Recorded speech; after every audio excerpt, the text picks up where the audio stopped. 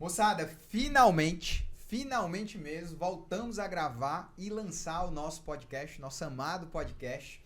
Voltamos a gravar e dessa vez voltamos com tudo. Vamos ter episódios de forma consistente. Promessa feita e vai ser promessa paga, pode acreditar. Nós estamos agora lançando o nosso primeiro episódio dessa nova temporada. Nós na verdade batemos um super papo sobre análise técnica de projeto. Falamos sobre como precificar um ATP, o que é ATP, como você faz, onde está esse mercado, como que você se insere nesse contexto de tentar fazer análise técnica de projetos, questões normativas, o que são os entregáveis de um ATP, pelo amor de Deus, Enzo, me diz o que eu tenho que de fato entregar na hora que eu estou fazendo ATP. Trouxemos, como tudo que a gente faz aqui, um convidado, né, alinhado com o nosso contexto, alinhado com a nossa pegada de ser uma pessoa que tem vivência, que está na prática, e eu tenho certeza que vocês só têm muito a ganhar ouvindo todo esse episódio aí, se deliciar com tanto de conteúdo e de, né, aspectos que a gente está trazendo sobre este assunto. Então, eu espero que você goste, fica com a gente aqui até o final, que eu tenho certeza que vai agregar muito na tua vida profissional. Então vamos começar aqui o nosso primeiro episódio falando um pouco aqui de ATP. Para quem não sabe, ATP é a avaliação técnica de projeto. E eu devo lembrar a vocês, nossos ouvintes, que lá no começo do nosso podcast, nós, na verdade, já tivemos o prazer de gravar um episódio sobre ATP.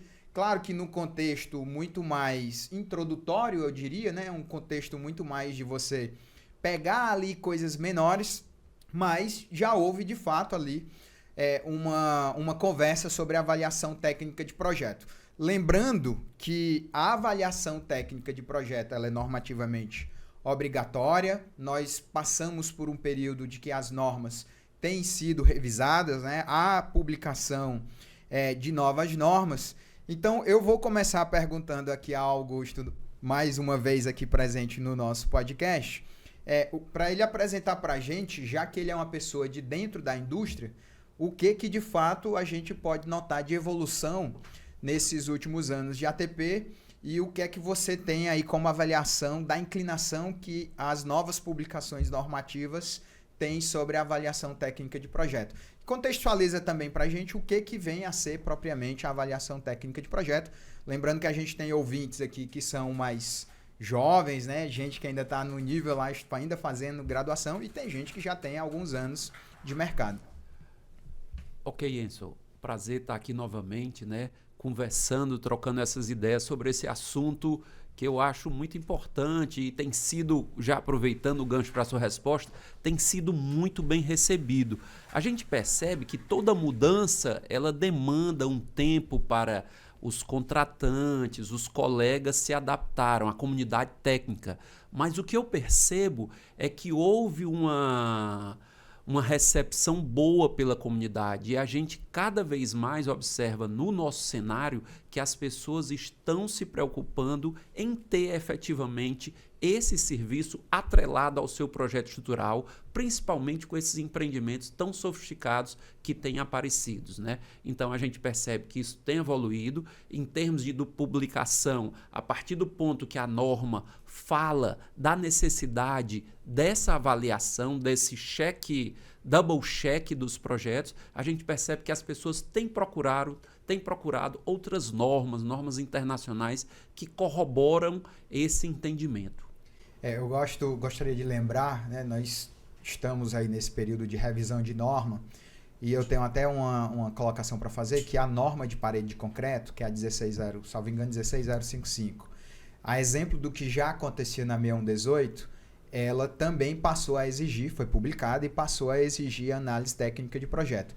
É bom só colocar, Augusto, e aí nesse sentido eu gostaria que você explicasse isso para as pessoas, o que é o papel do cara que verdadeiramente faz ATP, porque o cara ele não é o projetista lá que vai fazer o prédio, a casa e tal, né?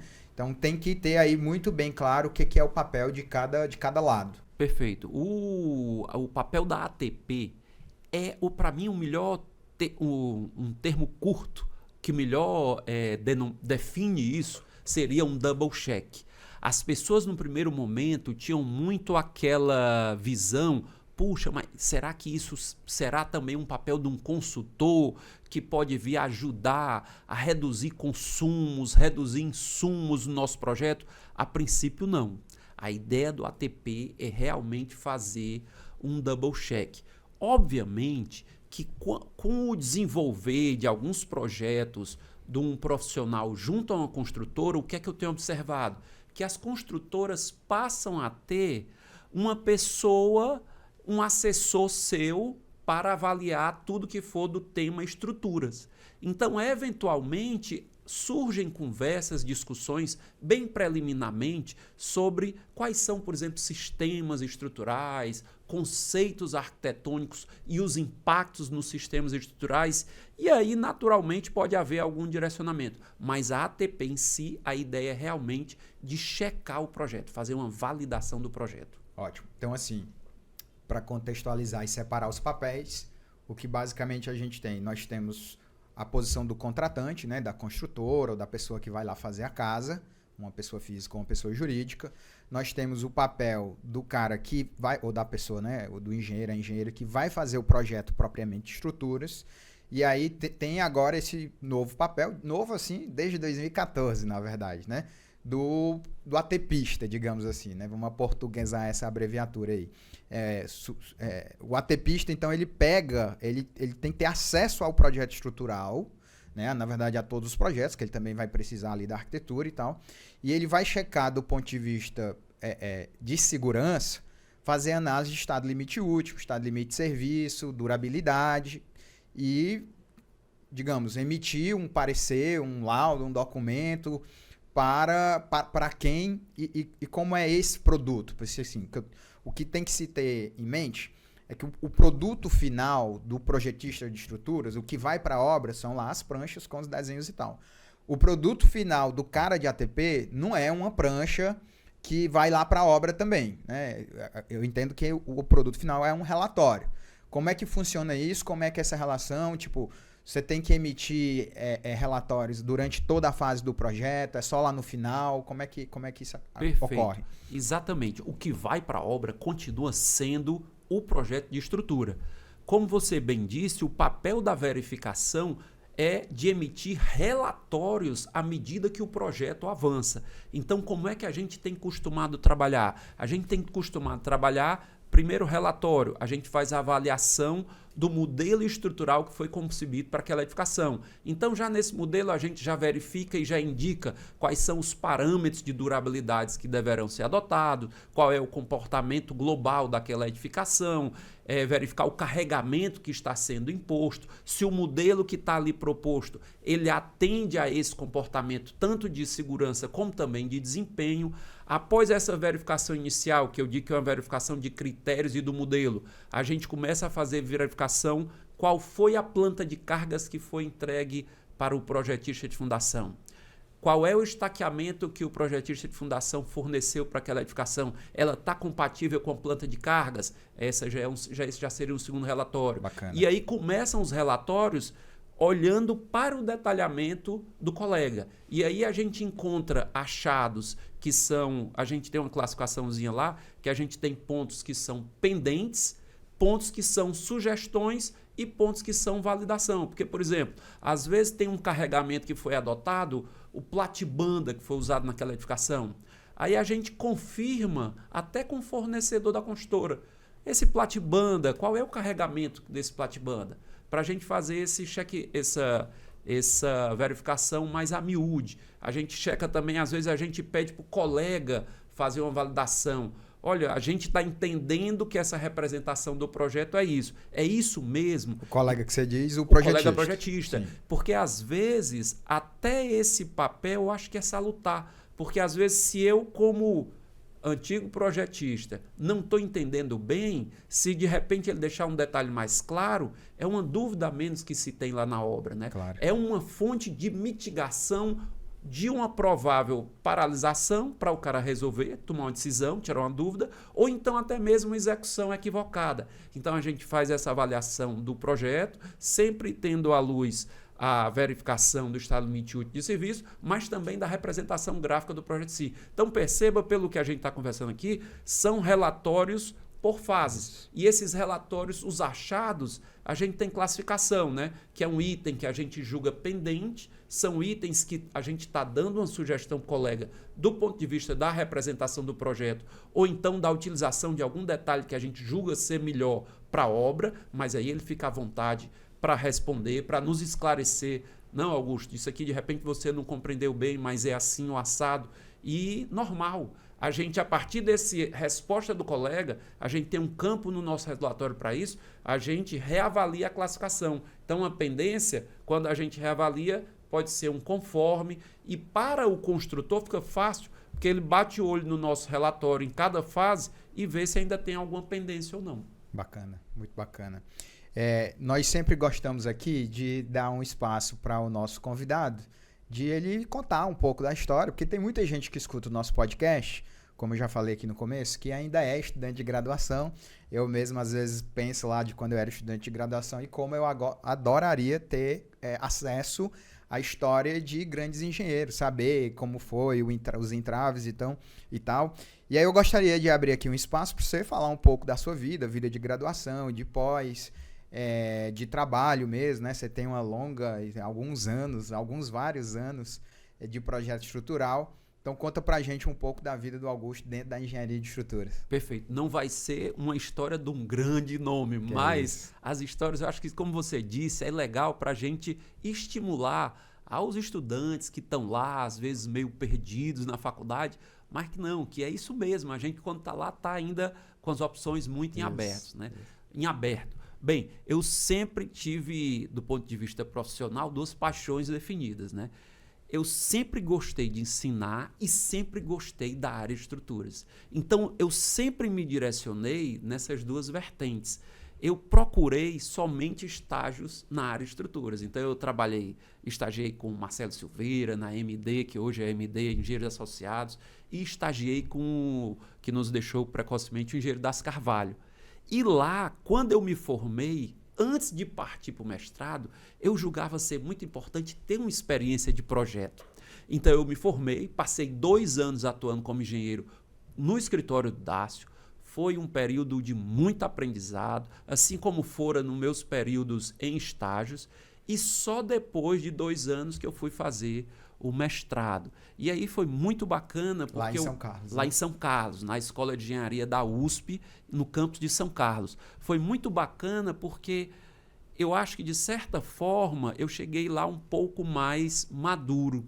E isso é muito legal, né? Eu acho que eu, de repente, tirei um pouco mais de proveito do mestrado pelo fato de ter tido essa vivência. É claro que cada pessoa tem o seu trajeto, seu interesse, mas para mim, que tinha vontade de atuar nessas duas frentes, foi muito bacana. Acho até que você ir para uma pós, no mestrado aí, por exemplo, já tendo essa atuação de mercado, eu acho que isso tem uma questão da maturidade sua mesmo, de não viver somente, entre aspas, né, numa bolha acadêmica, e você enxergar o outro lado da moeda, que é a vivência mesmo do dia a dia da engenharia, né? Perfeito, eu acho que são caminhos, né? Às vezes a pessoa tem aquela vocação de ter um caminho estritamente acadêmico. Perfeito, eu acho muito válido e muito importante, mas eu julgava que, para o que eu queria, de ter um certo background de exercício profissional, eu tinha que fazer esse mix. E é tanto que, quando eu terminei o mestrado,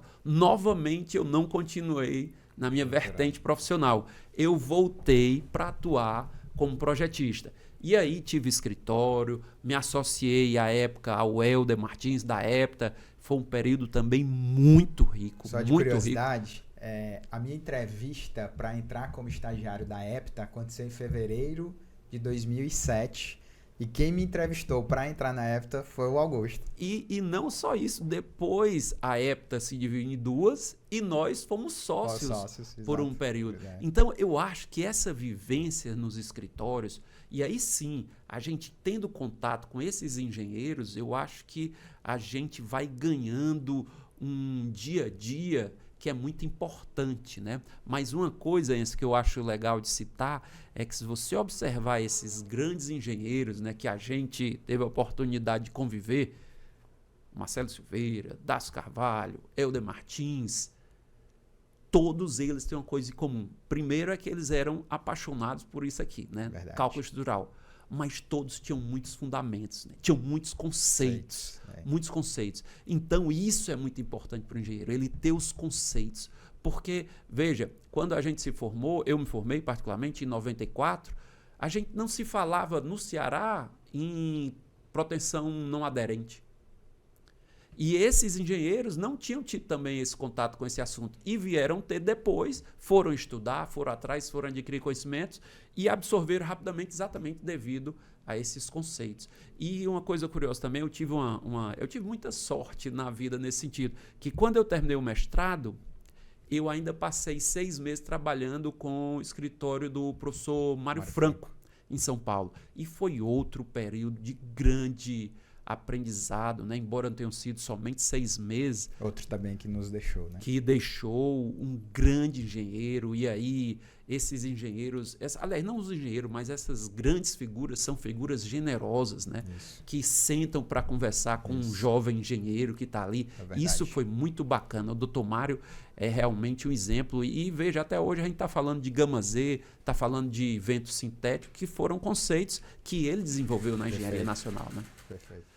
Então, aí, depois que eu voltei, depois de vários anos, aí já convivia com você novamente como sócio, eu saí para fazer um doutorado, e aí um doutorado hard, né? Porque eu já trabalhava, já tinha família, então eu fiz as disciplinas, voltei para cá, e aí eu tive uma compreensão muito grande do meu orientador de São Carlos, o professor Munir Khalil Debs, porque geralmente o professor não gosta desse tipo de aluno que é part-time, né?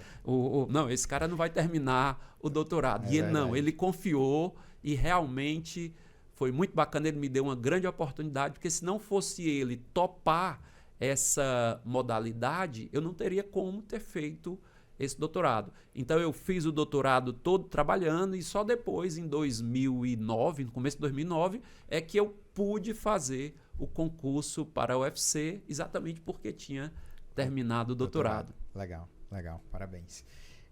Voltando aqui a falar do nosso do objeto, né, desse episódio, que é a análise técnica de projeto, obviamente que a exemplo do que acontece com projeto de estrutura mesmo, né, nós temos também dentro da ATP uma maneira de precificar o seu nível de ATP. Então, eu teria 2 perguntas aí, uma só. Primeira, o que se leva em conta normalmente para você precificar o seu trabalho, né, de ATP, o cara que é ATPista lá, como é que ele vai precificar, qual é o parâmetro que ele considera para dar um preço e o que normalmente aí é praticado de preço a nível nacional?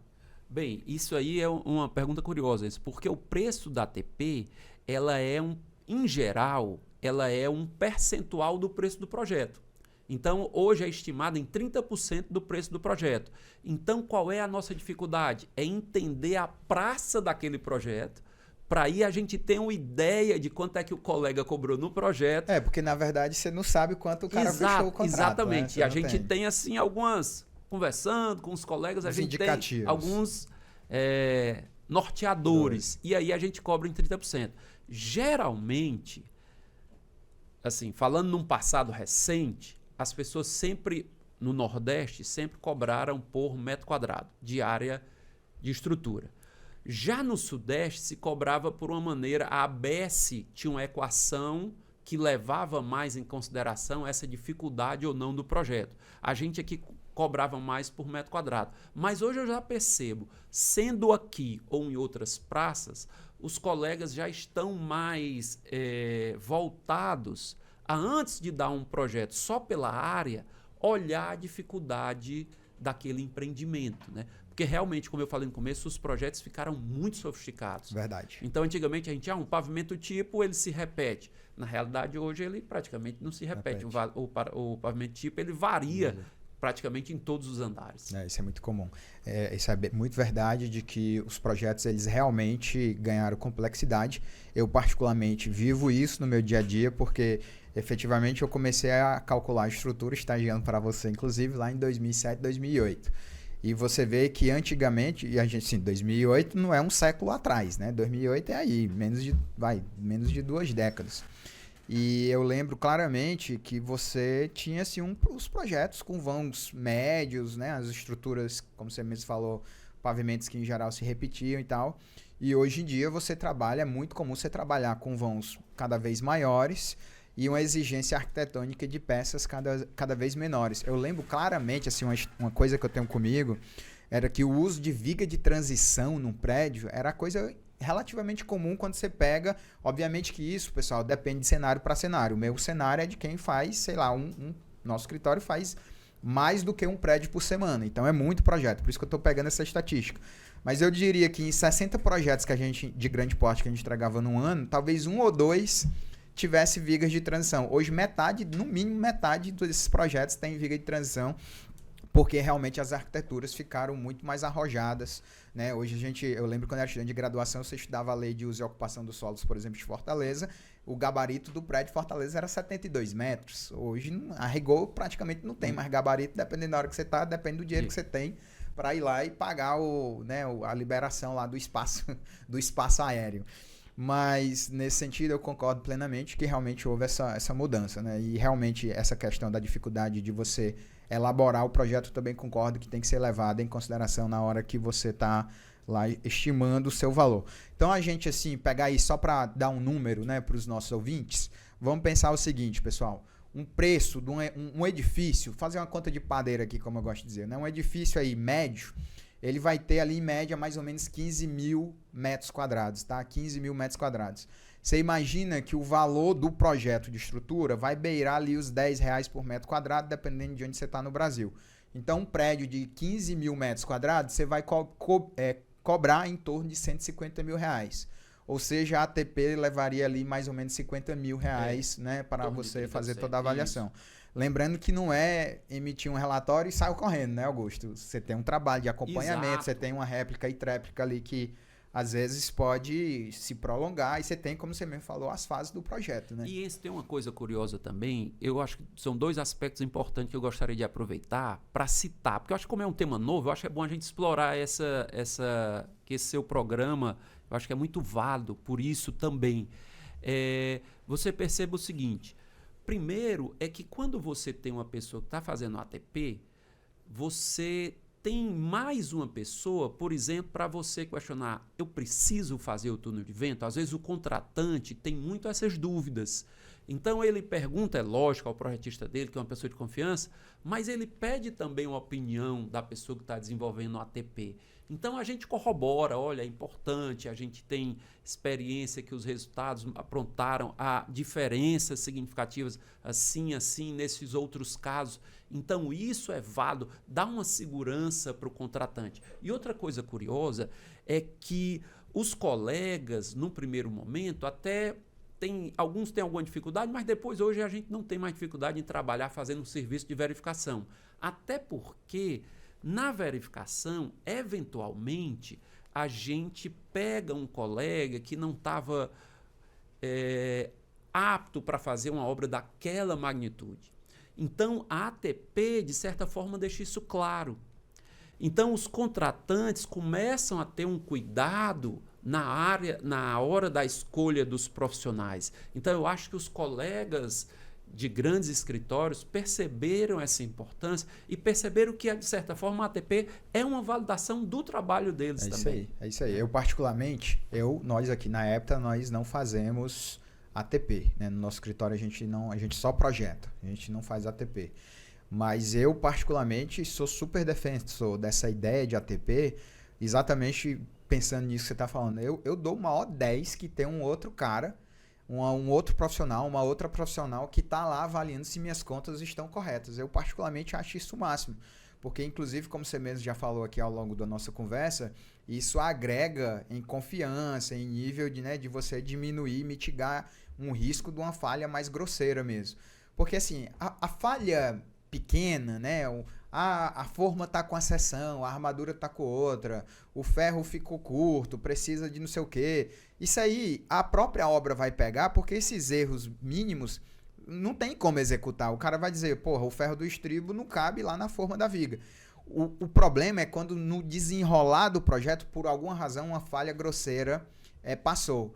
Claro que a Hepta tem 30 anos de existência, não tem 30 anos sendo besta, né? Não é à toa. Você tem ali metodologias, protocolos, checklist, que obviamente não vai deixar o erro passar. Mas, pensando, por exemplo, nas outras pessoas, como você acabou de citar, né? Gente que às vezes nem está no nível de fazer o projeto, você realmente adiciona para a sociedade, que é o grande lance da norma, gente, é isso, né? Toda norma, ela embute em si um risco de cálculo. E esse risco do cálculo, mesmo você seguindo a norma, sim, tem risco da coisa ainda dar errada. Só que esse risco ele é tão baixo que, pô, você não tem problemas de forma mais geral. Então, a sociedade, ela concorda, ela aceita um risco de você ter ali a norma sendo desenvolvida a partir de um risco. E quando você faz o trabalho que vocês fazem aí de ATP, eu acho isso muito interessante, porque realmente você tira risco né, de você estar no seu prédio. Eu penso sempre assim, eu moro num prédio que foi calculado por nós. Pô, tô eu lá com a minha esposa, minha filha e meu filho, e eu digo, não, eu quero ter segurança. E a segurança que eu tenho no prédio que eu moro, eu quero que outras pessoas também tenham, né? Uma questão curiosa, assim, que agora veio uma ideia na minha cabeça, você falando dessa questão da ATP, aí duas coisas. O cara da ATP, ele tem responsabilidade civil sobre o projeto, ou o projeto, quem tem responsabilidade civil é o projetista, e segundo, se emite a RT em cima de ATP. Perfeito. A responsabilidade é do projetista. Emite-se sim a RT de ATP, dizendo que você verificou aquele prédio. Seria uma responsabilidade solidária. Entendi. E aí vai muito, por exemplo, às vezes há alguns apontamentos que a gente indica que são questões normativas. E, juntamente, se vamos supor que chegue num dilema, vamos ou não mudar esse ponto que o Augusto apontou, ou a pessoa que está fazendo a verificação apontou. Então, olha, acho que não vale a pena mudar, e aí tem uma justificativa, e aí naquele caso houve um apontamento, mas o colega provou para o contratante que aquilo era alguma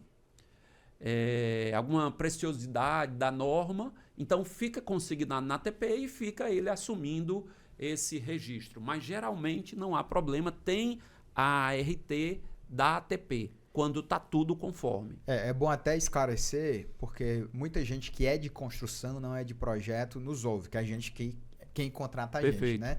E aí, eu mesmo já fui procurado uma vez por um desavisado para fazer um ATP, e a conversa da pessoa é assim, não, eu quero que você faça um ATP aí porque eu tô achando que esse prédio tá consumindo aço demais. E uma coisa que tem que ficar claro, né, Augusto, o papel do cara que faz ATP, da engenheira ou engenheiro que faz ATP, não é, né, modificar o projeto de ninguém, é avaliar, entendo eu, avaliar a adequação do projeto às normas, não é isso? Perfeitamente. E por isso mesmo que a ideia da pessoa que faz a verificação não fazer o projeto, eu acho muito salutar, para não haver qualquer dúvida quanto ao propósito do colega que está fazendo a verificação. Mas a gente teve casos de regimes de obra em condomínio fechado que às vezes a construtora nos pede um relatório porque os membros da comissão têm um engenheiro exatamente fazendo esse papel de verificação, de indicadores. Então, quando ele nos pede um relatório para justificar o quantitativo do colega, ele se sente, de certa forma, mais confortável porque foi um laudo emitido por um terceiro, não é pela parte. Então, eu me lembro recentemente, até um cliente nos solicitou um laudo porque ele achava que o condomínio iria questionar quanto ao uso, por exemplo, do aço de alta resistência, né? Os aços de 700. Então, ele achava que o condomínio poderia questionar e nos pediu um laudo, a gente forneceu um laudo. Então, eu acho que até isso é interessante. Eu digo isso, aí tem o outro lado da moeda também, que eu concordo com você, né? Todo mundo sabe que realmente tem muita gente despreparada, que quer lá projetar a estrutura, e você vê assim, cada mazela em projeto, em obra, e eu imagino que você que trabalha com a ATP, talvez até se esbarre mais nisso. Eu particularmente convivo com muitos engenheiros do Brasil inteiro, né, pelo IBE, pelo Instituto, e também, por cursos e tal, e a gente acaba encontrando o pessoal trocando informação e mostrando, olha aqui, nessa obra que eu fui lá chamado para visitar, olha só. E você vê, eu já vi desde o cara mandar uma foto de viga armada com fio metálico, fio mesmo, né? há coisas assim meio bizarras de o cara usar uma alvenaria como um pilar, né? Então são coisas meio bizarras mesmo, meio bizarras. Mas eu também percebo isso como alguém que vive na indústria e como alguém que, eu diria para você que praticamente diariamente é bombardeado, ou não vou nem dizer bombardeado, que é uma palavra ruim, mas que é abordado por gente que está fazendo ATP de projetos nossos, tem às vezes a própria falha do cara de ATP. Eu mesmo, não muito distante, obviamente quando vou citar nomes, mas eu recebi um relatório de mais de 100 páginas de um projeto, onde de 100 páginas, 70, isso nem é figura de linguagem, foi realmente isso, 70 páginas era o cara com uma tabela de 3 colunas. A coluna primeira era o título do pilar, a segunda coluna era a armadura que estava no meu pilar, e a terceira coluna era a armadura que ele achava que tinha que dar. O que foi digamos assim, a ingenuidade do cara que estava me avaliando. Ele pegou, sempre eu dou os modelos. Aliás, isso é uma bandeira que eu levanto. Se você projeta estruturas, seja cordial com quem lhe faz ATP, que no fundo aquela pessoa está lhe ajudando. Então forneça seu modelo. Eu de imediato forneço os nossos modelos. O cara pegou o nosso modelo, processou lá, e aí o pilar estava dando lá, sei lá, 10 barras de meia. E no lugar de armar com 10 barras de meia, eu percebi que era mais conveniente armar com barra de 10. E aí o cara botou 10 de meia e eu botei com barra de 10. Só que a barra de 10 dá um pouquinho menos de AS. E aí ele julgou que todos os meus pilares estavam errados, quando na verdade não estavam. Só estava diferente do default que o programa deu. Aí você diz assim, a parte chata não é nem ele dizer que, seu projeto tá errado. A parte chata que eu avalio é que ele manda um e-mail desde o presidente da construtora, bota a mãe e o pai dele, a minha mãe e meu pai, e bota o nosso escritório inteiro dizendo que... Aí ele bota assim no e-mail, muitos erros no projeto, tem que reavaliar. Aí eu, não dá, é muito chato isso, né? Então, assim, tem que ter uma conduta aí, uma abordagem mais amigável também da outra parte, né? Sem dúvida. A abordagem, inclusive, a gente tem muito cuidado com isso, porque é exatamente o que você está dizendo. Você está tratando com um colega. Então, quando tem alguma coisa, a gente sempre sugere do ponto de vista para haver um esclarecimento, porque às vezes o colega usou algum artifício que a gente não está vendo, né? Então, a gente tem que ter humildade também, que são os colegas iguais. De repente, ele está usando uma técnica, uma orientação que a gente mesmo não percebeu. Claro. Eu acho assim, tem que ter uma boa vontade de ambas as partes, né? Ninguém quer destruir ninguém, exato. Ninguém até quer diminuir ninguém. O intuito é que o trabalho seja propositivo, seja um trabalho que agregue, não um trabalho que venha simplesmente falar. Não é isso. Exatamente. A ideia é que realmente a gente convirja, porque o beneficiado tem que ser o contratante, as pessoas que estão comprando o produto final. É isso aí. Nessa toalha aí de erros, o que normalmente você encontra, assim, o que você poderia listar de que são os erros que normalmente acontecem? Até para quem está ouvindo a gente que trabalha com projeto, ficar atento a isso em seus projetos. Assim, Enzo, da maioria dos erros que eu pego, normalmente o que é o coração aí. O campeão de audiência. Campeão de audiência. Bem, a gente tem alguns que começam a se destacar. Por exemplo, até porque a gente vivenciou muito esse escritório, né? O time que você manda a planta de cargas que vai para a fundação e o time que você detalha o projeto é diferente. Muito. E às vezes o projeto mudou. Então, eventualmente, a gente pega alguma fundação que foi idealizada por um carregamento que já não é a verdade no último versão do modelo. Então, a gente chegou a pegar algumas que a estaca já passava um pouco a sua capacidade, porque tinha havido modificação. Óbvio que a gente tem também alguns problemas de carga, né? Que as cargas consideradas não foram... Porque a gente, na realidade, os nossos insumos de trabalho, além do projeto estrutural, a gente olha a arquitetura, olha os relatórios, né? Ensaio, túnel de vento. Então, tudo isso a gente faz essa consideração e a gente tem os detalhes específicos, né? Que... aquilo que está mais ou menos no nosso dia a dia é mais difícil de aparecer um equívoco. O que vai ter um equívoco são as coisas que fogem do nosso dia a dia, né? É um vão extremamente exagerado, com condições de apoio muito especiais, é um pilar extremamente com variação de seção, extremamente esdrúxula, ou variação de posição, como você disse, as vigas de transição. Então, esses pontos são pontos também que a gente se pega muito, né? Legal. E, obviamente, por incrível que pareça, tem algumas questões de representação que acabam nos preocupando quanto à verificação de segurança em si. Tipo, a proteção e suas fases de aplicação de proteção, os tirantes e a questão do escoramento. Sim. Porque a gente viveu muito isso, né?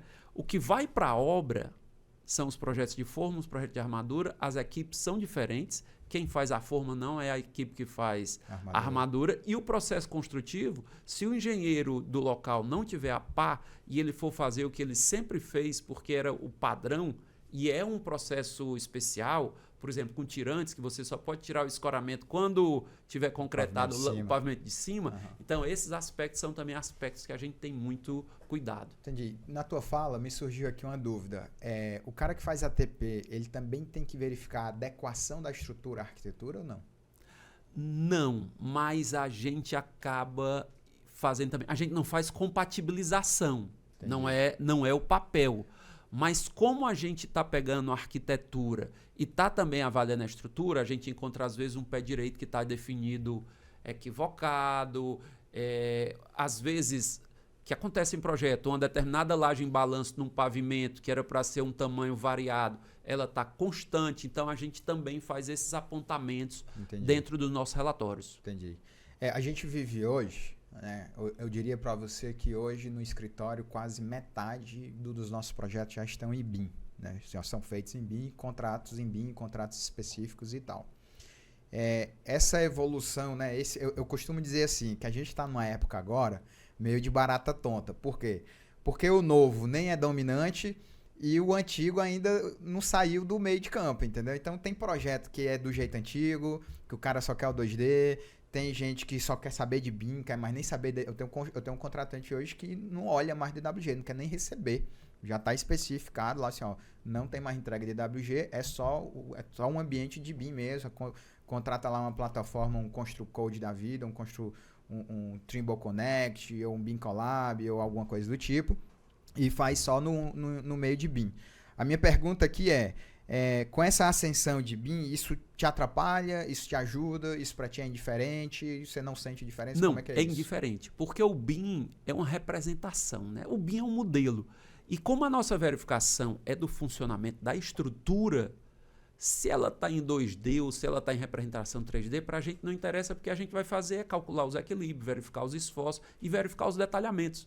Então, o BIM é representação. E é uma coisa que me preocupa, viu, Enzo? Porque às vezes eu acho que a pessoa tem uma geração aí que está chegando direto no 3D e que às vezes não está olhando, mas não está enxergando.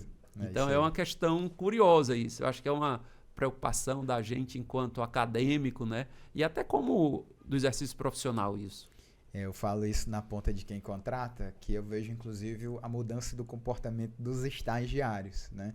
O estagiário de 10 anos atrás, quando eu entrevistava um cara desse, eu ia contratar um cara desse, ele tem um perfil muito diferente do que é o estagiário hoje, assim. Tipo, já é normal o meu estagiário já vem para minha entrevista sabendo o Revit, que acho que as massas conhecem, que é o programa talvez mais utilizado para quem pratica BIM. Mas eu sinto isso também, assim, de que há uma...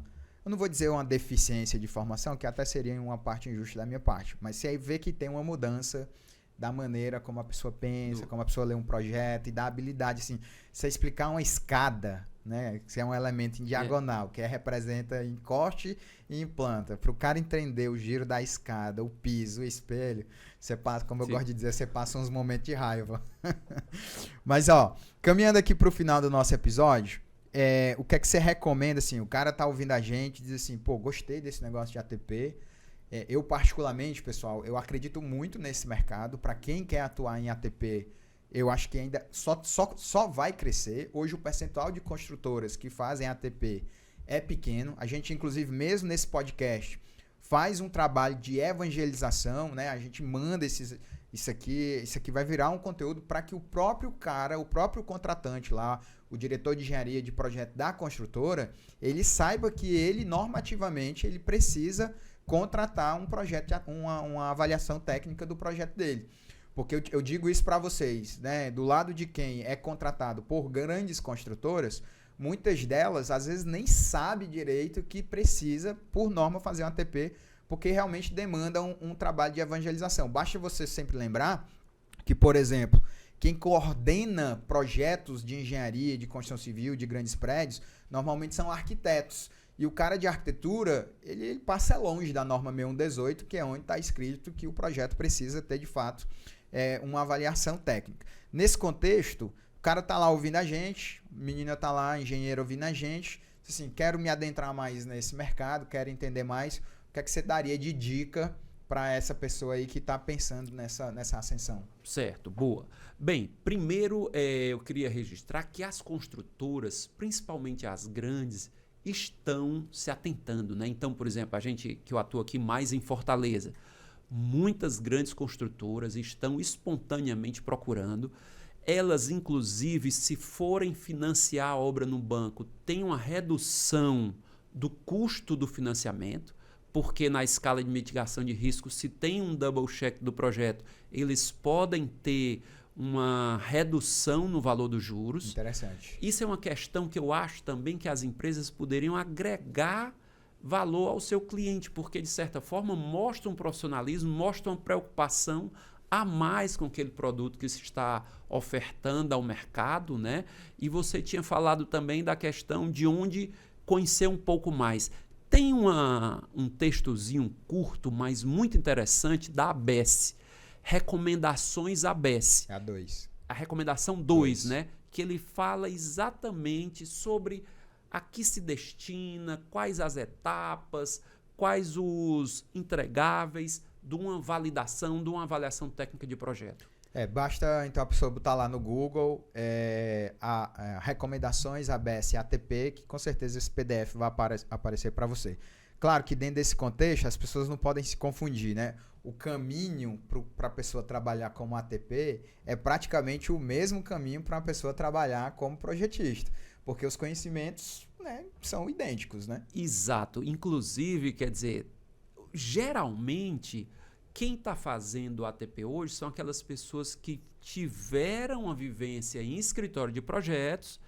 E aí, no meu caso, eu optei por, até pelas minhas atividades na universidade, me desligar de fazer o projeto para fazer somente a verificação de projetos. Mas, obviamente, a gente tem muitos colegas com a forte formação acadêmica que poderiam fazer isso também, mas, em geral, são pessoas que tiveram vivência no escritório e hoje se destinam à validação do projeto. Tem, inclusive, Enzo, eu estava olhando num livro do professor Bijan Alame, esse último livro dele de estruturas protendidas, ele fala um capítulo de validação. Porque a validação ATP nos Estados Unidos, na Europa, eu me lembro que quando eu trabalhava no professor Mário Franco, era muito engraçado, que vários daqueles prédios, ainda hoje em São Paulo, são financiados por fundos internacionais. Perfeito. E toda vida que era um caso desse, ele passava por uma validação de projeto. Isso em 99. E aí ele comentava com a gente o seguinte, que no caso, como o fundo era internacional, ele tinha que apresentar o projeto dele, que o projeto dele tinha que ser validado pela norma americana e pela norma brasileira. Então essas empresas ficavam auditando, e aí uma coisa curiosa que os auditores externos achavam as nossas estruturas, do professor Mário Franco, muito arrojadas, né? E realmente a gente sabe que o Brasil, desde a década de 60, com Brasília, tem um rol de excelentes projetistas. É verdade, né? É verdade. Concreto protendido a nível mundial, o Brasil realmente tem excelentes projetistas. Você vai em congressos internacionais, você vê que o brasileiro realmente está na ponta, né? Tem esse complexo de vira-lata, mas quando o assunto é projeto de estrutura, realmente a gente é muito bom. Você vê o software que a gente usa, né? O TQS, que a maioria usa. Eu tive um período, assim como você, numa universidade no exterior, né? Nos Estados Unidos, na época do meu doutorado, e o meu chefe lá ficava horrorizado com o poder do TQS, né? Não tem um software desse integrado. Nos Estados Unidos que faça análise e detalhamento. Próximo disso, hoje eles têm o ITEBS, mas ainda assim o TQS eu particularmente acho melhor. Perfeito. O ITEBS tem a vantagem de tratamento de ligação, de algumas análises que ele é um pouco mais refinado. Mas você pegar um software de detalhamento, não tem no mundo um melhor do que o TQS. Né? Não à toa a gente incorpora ele aqui na nossa pós, mas é realmente disparado um software assim. Você pega assim, calculadora lá de detalhamento de pilares do TQS, ou detalhamento de vigas, é uma coisa impressionante. Um excelente material de engenharia, né? Caminhando aqui para o finalzinho, eu sempre peço para os nossos convidados indicarem um livro e um filme, uma pergunta sempre um tanto surpresa. Então, deixa aí sua mensagem final, os seus contatos, LinkedIn, Instagram, e indica aí para os nossos ouvintes um livro e um filme. Dessa vez você não me pegou de surpresa porque eu me lembrei da vez passada, né?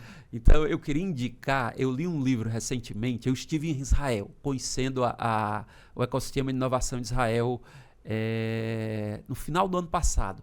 E fiquei, assim, apaixonado por aquele ambiente, né?